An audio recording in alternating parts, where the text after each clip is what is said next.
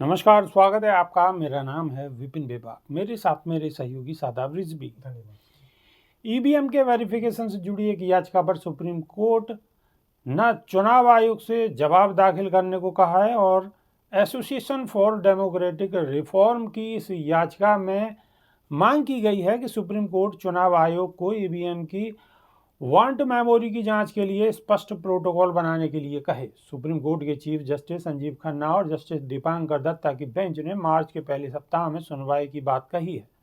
Court ने यह भी कहा है कि जिन जगहों पर हाल ही में चुनाव हुए हैं उनके ईवीएम का डेटा चुनाव आयोग फिलहाल न मिटाए, न ही उसमें नया डेटा लोड करे। याचिका में पिछले साल आए सुप्रीम कोर्ट के अहम फैसले का हवाला दिया गया है।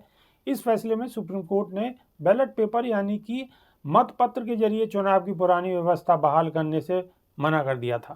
साथ ही वीवीपैट की सभी पर्चियों को गिनने की मांग को भी ठुकरा दिया था। लेकिन कोर्ट ने बेहतर पारदर्शिता के लिए चुनाव परिणाम घोषित होने के एक सप्ताह के भीतर ईवीएम के वारंट मेमोरी की जांच की अनुमति दी थी। 26 मार्च 2024 को दिए इस फैसले में सुप्रीम कोर्ट ने कहा था कि परिणाम आने के एक सप्ताह के भीतर दूसरे या तीसरे नंबर का उम्मीदवार दोबारा जांच की मांग कर सकता है। ऐसे में इंजीनियरों की टीम किसी 5 माइक्रो कंट्रोलर की वारंट मेमोरी की जांच करेगी। इस जांच का खर्च उम्मीदवार को उठाना होगा। अगर गड़बड़ी साबित हुई तो उम्मीदवार को पैसा वापस मिल जाएगा।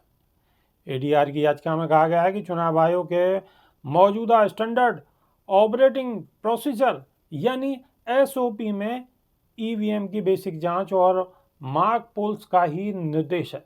आयोग ने अब तक वारंट मेमोरी की जांच को लेकर प्रोटोकॉल नहीं बनाया है। याचिकाकर्ता ने मांग की है कि चुनाव आयोग को निर्देश दिया जाए कि वो ईवीएम के चारों हिस्सों यानी control unit, ballot unit, VVPAT और सिंबल लोडिंग यूनिट के माइक्रो कंट्रोलर की जांच के लिए प्रोटोकॉल लागू करे। शादाब रिजवी, आम जो लोग हैं वो तो शायद नहीं समझ पाएंगे, तो आप थोड़ा सा समझाइए, लोगों को समझाइए। देखिए, सबसे मेन चीज़ तो समझने की ये है कि इस देश की जनता, इस देश का आम आदमी ये मांग कर रहा है कि चुनाव पहले की तरह बैलेट पेपर से होने चाहिए। हालांकि सुप्रीम कोर्ट ने मना कर दिया। दूसरी बात, हमेशा की तरह सारी राजनीतिक पार्टियां भी इसका विरोध कर रही है। और एक चीज़ और मैं आपको ये बता दूं कि जहां से ईवीएम की शुरुआत हुई थी उन देशों ने भी ईवीएम को अपने यहाँ बैन कर दिया है, पूरी तरीके से रोक लगा दी है। तो फिर हमारे देश में ईवीएम को क्यों बढ़ावा दिया जा रहा है? आखिर ईवीएम को क्यों नहीं रोका जाना है? राजनीतिक दल मांग कर रहे हैं, जनता मांग कर रही है। साथ ही साथ जिन देशों से ईवीएम शुरू हुई थी उन देशों ने भी ईवीएम को बैन कर दिया है और वापस बैलेट पेपर की तरफ लौट गए हैं।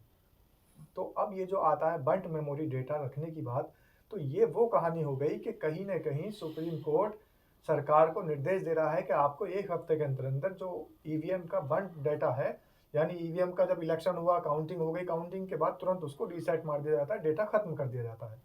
तो इसमें सुप्रीम कोर्ट के में एक ने याचिका डाली थी और याचिकाकर्ता ने ये मांग की थी कि अगर कोई भी दूसरे नंबर पर आया हुआ व्यक्ति या तीसरे नंबर पर आया हुआ व्यक्ति मांग करता है कि मुझे रिकाउंटिंग करानी है या फिर मुझे उसका डेटा दोबारा चेक कराना है, तो उसके बाद जो ईवीएम वाले लोग हैं, मैकेनिकल इंजीनियर, वो ये कह देते थे कि ये डिलीट हो चुका है। तो सुप्रीम कोर्ट ने ये कहा है सरकार से कि और चुनाव आयोग से कि चुनाव आयोग इस डेटा को कम से कम एक हफ्ते तक संभाल कर रखे और चारों की चारों यूनिट को जस के तस रखा जाए। लेकिन इससे काम नहीं होने वाला। जो डेटा हैक हुआ है या जिस डेटा के अंदर छेड़छाड़ हुई है उसका कैसे पता लगेगा, ये बड़ा सवाल है, जिसके ऊपर इंजीनियर भी सवाल उठाते चले आ रहे हैं, तमाम राजनीतिक पार्टियां भी सवाल उठाती चली आ रही है। दूसरी बात, आम आदमी की पहुंच से, उसकी समझ से बहुत दूर की बात है। ये जो बंट मेमोरी डेटा है, ये समझना, ये तो कोई वो स्टूडेंट समझ सकता है जो कि कंप्यूटर साइंस का स्टूडेंट है या फिर सॉफ्टवेयर का स्टूडेंट है, वो लोग समझ सकते हैं। लेकिन आम जनता या आम मतदाता नहीं समझ सकता इसको। और अधिकार समझने का आम मतदाता का ही है, जो अपने मत का प्रयोग कर कर अपने प्रतिनिधि को चुनने के लिए गया है। ये जनता ही जनार्दन है और जनता ही सर्वोपरि है। इसलिए जनता का हित ही सुप्रीम कोर्ट को मानना चाहिए और जनता का हित ही सरकार को और चुनाव आयोग को मानना चाहिए। जनता का हित सबको मानना चाहिए, संविधान में भी लिखा हुआ है। लेकिन कितना मानते हैं, कितना नहीं मानते, ये भी जग जाहिर है। तो इसमें ज़्यादा कुछ कहना गलत है। आप सब लोग भी बेहतर तरीके से समझते हैं और जानते हैं। बैलेट पेपर से चुनाव की मांग बहुत हुई है, लेकिन बातें सब गोल मोल तरीके से घुमा दी जाती हैं और आम नागरिकों के सर के ऊपर से बहुत सारी चीज़ें गुजर जाती हैं, कुछ समझ नहीं आता। अगर आपकी समझ में आया तो कमेंट के माध्यम से अपनी राय आप रख सकते हैं। तो अभी के लिए सिर्फ इतना है। नमस्कार।